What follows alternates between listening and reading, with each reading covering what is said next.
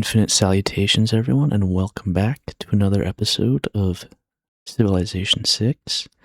It's a game by Sid Meier, and it's a strategy game where you can gather resources and trade those resources for goods that you would otherwise have a hard time obtaining regularly.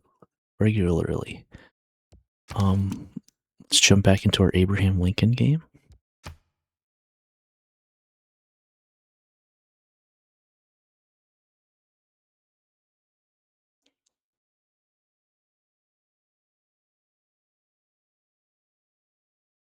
From the first stirrings of life beneath water, to the great beasts of the Stone Age, to man taking his first upright steps, you have come far.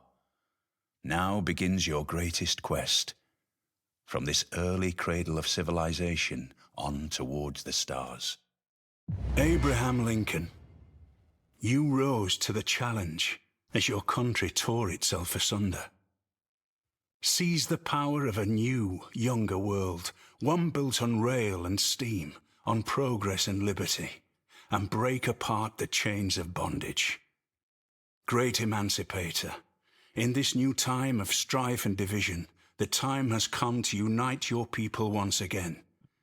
Lead your people to freedom and liberty, and end forever the shackles of the past. Alrighty, guys, let's jump right back into our little civilization.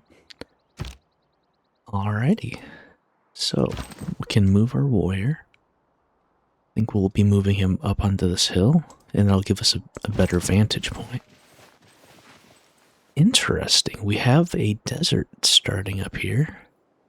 The Great Basin Desert. Okay, and it looks like the Ohio River is just this 2-tile. And the Arkansas River is a bit longer.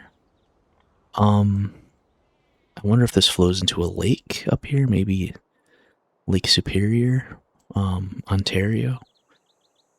We'll have to see.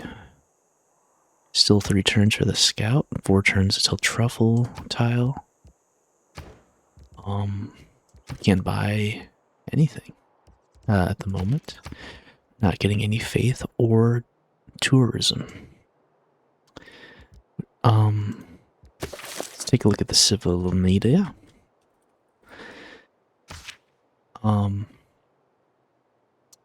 These newcomers quickly put their superior firepower and technology to use against the indigenous population, launching 2 centuries of conflict and atrocity.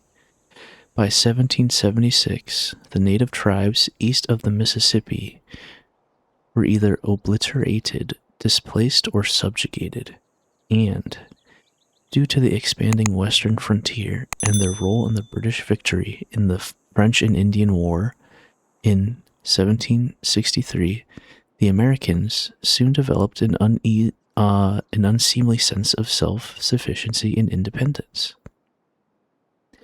In a few short generations, from those initial settlements at Roanoke, Jamestown, and Plymouth, and other inhospitable places, these Americans dared to agitate against the crown for treatment equal to that accorded citizens in the homeland.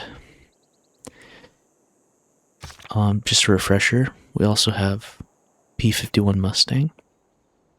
Replaces the fighter, which we will get at the advanced flight technology, and it will require an aerodrome to place. We can upgrade them from biplanes, and then later on upgrade them to jet fighters.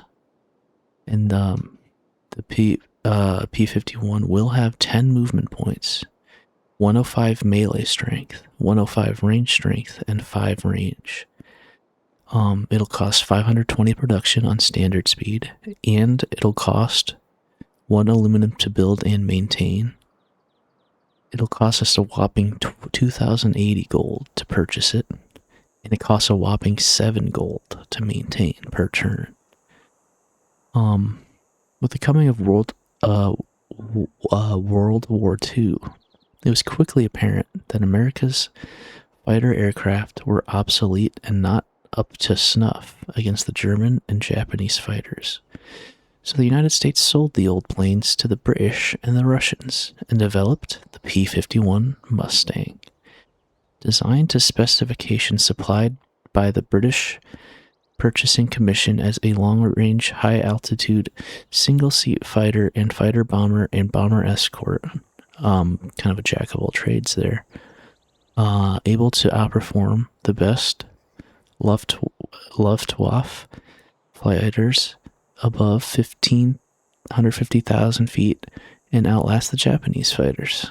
The prototype was unveiled in September 1940. By 1943, Mustangs were in service on every American front, knocking the enemy out of the skies with abandon. Even with the advent of jet fighters, the old warbird served during the Korean War as a fighter-bomber. Afterwards, those that weren't scrapped were sold as surplus, most of which were converted for their obscure sport of air racing or restored for the obscure spectacle of air shows. And they use obscure twice, it's kind of weird. But yeah, guys, that'll do it for today. Wanted just to say thanks for watching. And if nobody's told you today, you're doing great. Even the squirrels agree.